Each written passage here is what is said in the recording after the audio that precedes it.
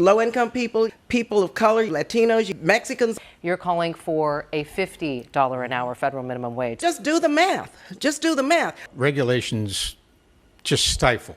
Instead of a Big Mac for $9, Garvey, thank you. Mr. it is Garvey, going thank to be you. Mr. Garvey, thank $15. you. To crack down on these mergers of grocery chains. $30 billion has been thrown at the homeless. Yes, I'm very proud of what I've done. These are 3 career politicians who have failed the people. Washington isn't listening to Californians. Well, this question seems to pop up frequently. The gravest threat that we have to our democracy is Donald Trump. Mr. Here Schiff, you let go him answer the again. question. Striking Mr. down Schiff, let him again, answer the Adam. question. Donald Trump engaged in an insurrection and, in my view, should not be on the ballot. We have a crime problem in California. Look, I drive a minivan with the license plate oversight. What's your favorite movie? Now that immigration is back to square one, should President Biden bypass Congress and take executive action to stem the tide of migration? Mr. Schiff, we begin with you. You have 60 seconds. I think, first of all, I want to acknowledge that people coming to this country are seeking a better life. They're trying to provide for themselves and their family, and they're often fleeing violence. And we need to have a policy at the border that is consistent with our values as a nation. I also think we need order at the border, and the president is taking action, should take action to try to deal with the crisis. I think that we need to invest in creating a lawful, orderly, humane immigration system. And decade after decade, politicians in Washington haven't done that. And that is creating the chaos and the challenges that we're facing with our border communities. I believe that the president should take executive order. Comprehensive immigration reform is necessary. We will not have border security until we have comprehensive immigration reform. There are still some policies in place which Donald Trump actually had put into place when he was president. Those need to go. And I agree. We do need new leadership in California. And I'll answer your question. On day one, the president opened the floodgates and created a crisis in the United States. He should be the one to step up and close the border. Experts say billions of gallons of water from Mexico tainted with sewage, raw sewage, have entered the U.S. in just the past few weeks. There are 2 problems here. One is that you have this waste coming from south of our border, but there's another problem, which is there's a sewage plant in the United States in California that is broken, that is also not doing its job.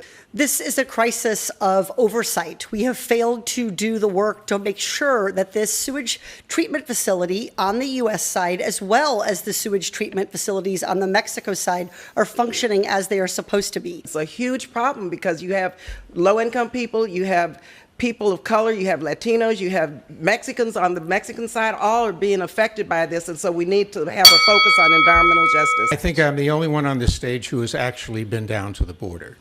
And I have been down recently. Incorrect. You can't go just once years ago. The poor people of San Diego and Southern California are the ones that are at the brunt of this dumping of waste that's coming across. The issue with wealth inequality, there's no magic line. It's the gap that is the problem.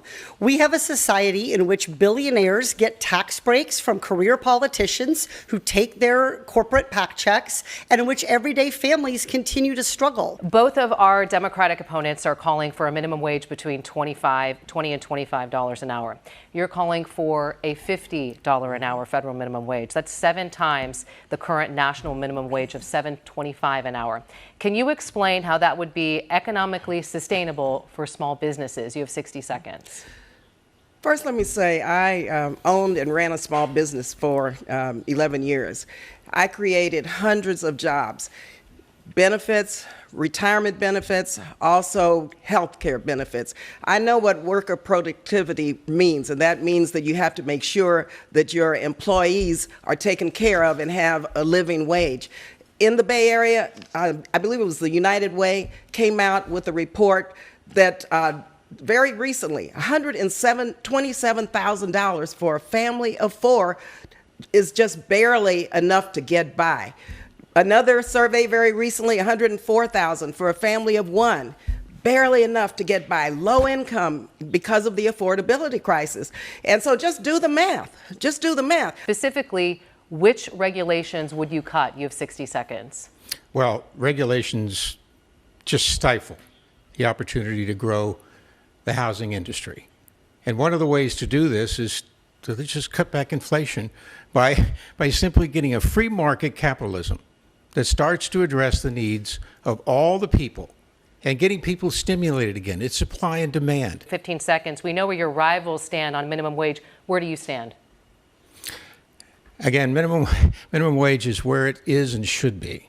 If you look at what California has done to fast food franchises right now, increasing the minimum wage to $20, and what's going to happen? That's going to increase costs for hardworking Californians to go to a franchise. And instead of a Big Mac for $9, Mr. Garvey, thank you. Mr. it is Garvey, going to thank be you. $15. Mr. Garvey, thank you. You supported forcing antitrust laws for grocery store mergers. How would that help people at the grocery store? And as a member of Congress, why haven't you called on the Biden administration to do more? You have 60 seconds. I have called on them to do more. In fact, I pressed the FTC when the chairman testified in committee to crack down on these mergers of grocery chains, because what happens is these big grocery giants merge. They effectively become a monopoly. They drive up prices. And I have put forth legislation, and actually had legislation signed into law to, for example, to expand the homelessness agency task force. I fought to expand Section 8 housing. I have actually made sure that right now, it hasn't passed, but in the Senate, I will fight to pass my Deposit Act. You know, one of the issues around homelessness is that people in California don't have the resources for first and last month's rent and for a security deposit. So why can't HUD invest in a revolving fund to help people with their security deposits? Should people who are experiencing homelessness be allowed to live in tents or in RVs or on beaches or in parks while they wait for a permanent solution? You have 60 seconds. $30 billion has been thrown at the homeless. It's been wasted. When I go back to Washington as your next duly elected senator, the first thing I will do is make sure there's an audit to find out where that money went. Let me remind you that the question was, should people who are experiencing homelessness be allowed to live in tents or RVs or on beaches or in parks while they wait for a permanent solution? You have 15 seconds. I don't think so. I think it's inhumane. There are 2 or 3 fires a week in downtown Los Angeles. There are 2 or 3 deaths each week. Let's get back to humanity. On your campaign website, you say one of your biggest achievements is housing. Can you explain that given the numbers? You have 60 seconds. I'm very proud that I brought millions back to California to provide housing, to provide support services, mental health treatment for those who are homeless. So, yes, I'm very proud of what I've done. Now, certainly it's going to take more than one member of Congress's effort to address homelessness. Well, these are 3 career politicians who have failed the people. They're the ones that can be 60 years of experience. They could have solved this issue. You keep talking about it should be higher. Well, why haven't you done something about it? And that's why I'm in this race. That's stopping us, because Mr. Garvey. career Mr. Garvey, politicians have thank you. failed us. Thank you very much. What do you say to critics who might wonder why you waited until now to introduce this comprehensive plan for housing? You have 60 seconds. My background is as a consumer advocate. That's been my life's work. I got involved in public service in California, helping people who had been cheated by predatory lenders and then were being cheated by foreclosures on the way out. So that's my background is in housing. When I went to Congress, I served on the Financial Services Committee, and we had several important hearings about housing costs. But frankly, Washington isn't listening to Californians. They're not focused on our biggest problems. They are focused on doing favors for their Wall Street donors and catering to them. So I think this is a problem of making sure that California's biggest challenges, including the cost of housing, become Washington's biggest challenge. But again, the question is, why did you wait until just last week to introduce that comprehensive plan? You've been in Congress for more than 5 years. You have 15 seconds. I have worked on housing issues since the day I was elected and have talked a lot about this, about the challenges that my own family faces. Have you spoken with him since you've entered the race? And would you accept his endorsement if he offered it? You have 30 seconds. Well, this question seems to pop up frequently. I did vote for him twice. I believe the greatest single currency we have as Americans is the right to vote. I think it's personal. I'll make that decision when the time comes. Mr. Schiff, would you vote to certify the election if Donald Trump beats Joe Biden in November? You have 30 seconds. Of course I would vote to certify the election. If someone wins the presidency, that should be the end of the matter. But he shouldn't be on the ballot at all, because the Constitution is quite clear. If you take an oath to defend the Constitution, as he did, and then you violate that oath by engaging in insurrection, you should be disqualified. And I hope the Supreme Court will decide that question and not try to punt that question. But let me just say this also to Mr. Garvey. The gravest threat that we have to our democracy is Donald Trump, Mr. Schiff, your time is up. Ms. Porter. Excuse me. Ms. Porter, Can you vote my name? we'll give you 15 seconds. No, sir. The greatest single threat to democracy is deconstruction of the Constitution, packing the court, doing away with the filibuster. These are things that deconstruct democracy. And you, sir, have been the advocate of this. And Donald Trump packed the Supreme Court, which is why millions of Americans lost their right of reproductive freedom, why the Supreme Court is striking down air quality and water quality regulations, why it is, you said voting rights were the most fundamental thing. Mr. This Supreme Supreme Schiff, Court let is striking down him voting answer the rights. question. Mr. Schiff, let him You're answer the question. fixated on one person and one person only. Would you certify the election if Donald Trump wins? You have 30 seconds. This kind of back and forth between Democrats and Republicans is what people are fed up with, because they're not focusing on the question that you asked, which is one that deserves to be answered. Yes, if Donald Trump fairly won the election, I would vote to certify the results. I have an obligation to do that and to uphold the Constitution. Donald Trump engaged in an insurrection and, in my view, should not be on the ballot. If Donald Trump won the election, I would vote to certify him. But Donald Trump is a threat to our national security. He's a threat to our democracy.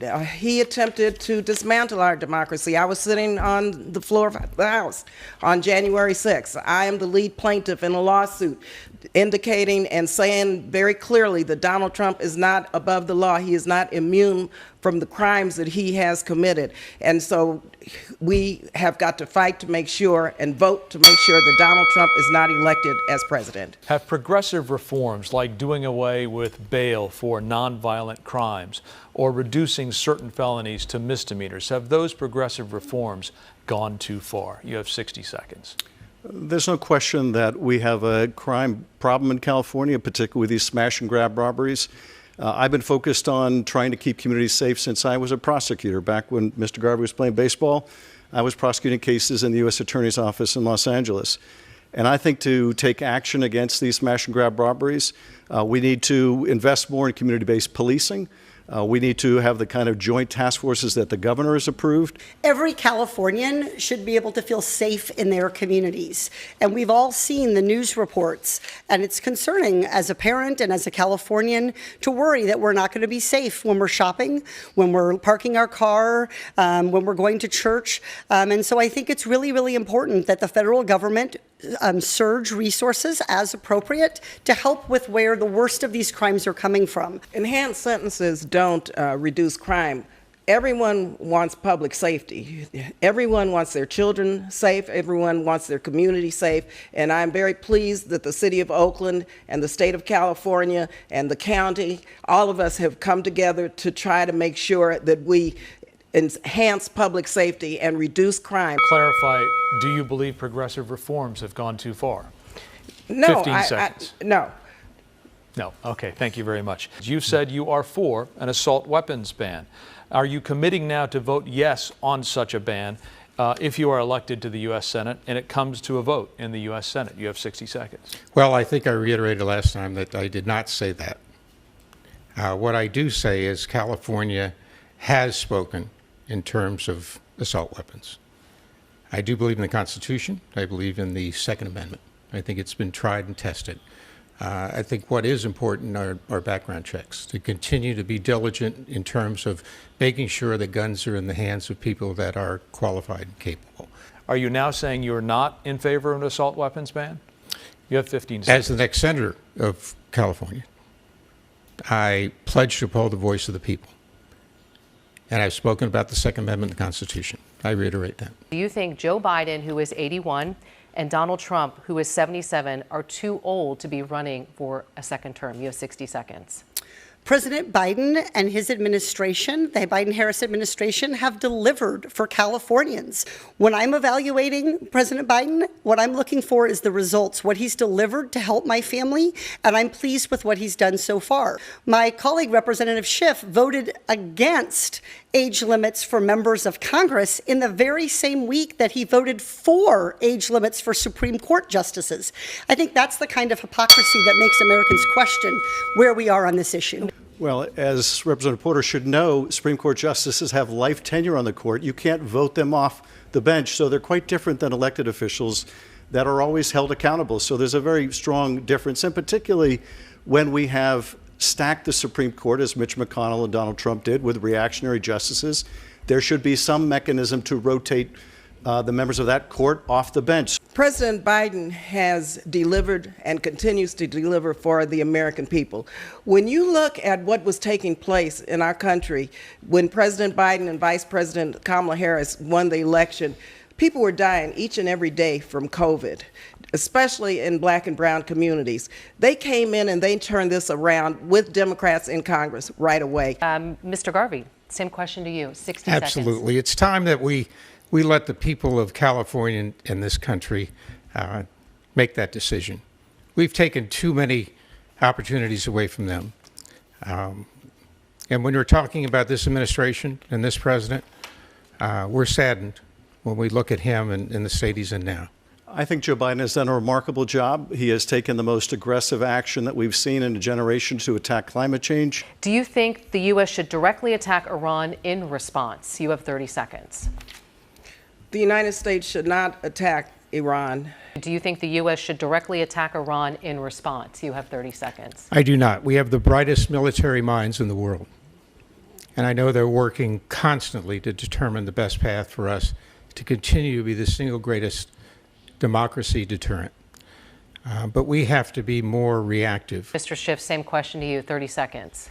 During the Trump administration, I had a meeting with President Trump along with several of my colleagues to discuss what our response should be when the Iranians downed one of our drones. To put it mildly, it was odd to be in the same room with him.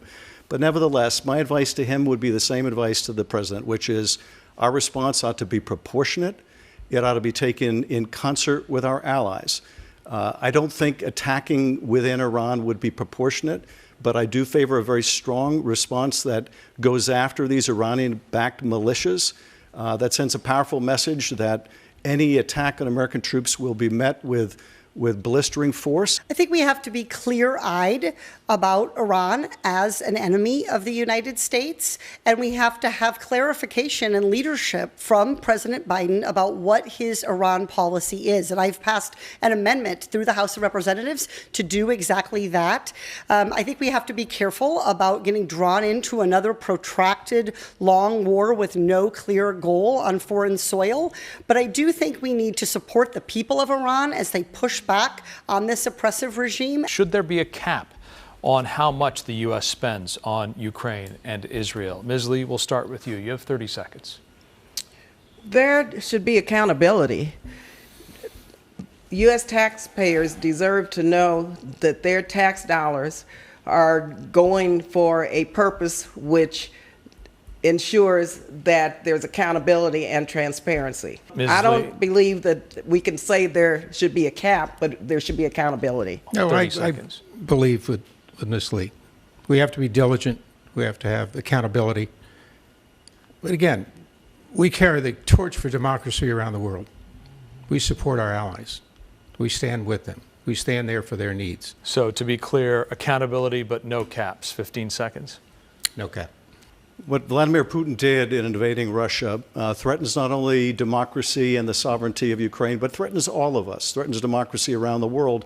I wouldn't put any kind of artificial cap. There should be accountability, but I wouldn't put a cap. I support aid to Ukraine and aid to Israel. I support aid to Taiwan. I think it is important that we are requiring that aid be given and complied with all foreign and international laws. Look, I drive a minivan with the license plate oversight. I really, really care about making sure how we spend our tax dollars. What's your favorite movie? The color purple. Mr. Garvey, same question. The natural. Mr. Schiff. The Big Lebowski, and that question really tied the whole evening together. Ms. Porter. Star Wars. All right, let's go to book. What was the last book you read, Ms. Lee? Beloved. Mr. Garvey. The Case for Civility. Mr. Schiff. The last great book was Grant by Ron Chernow. And Ms. Porter.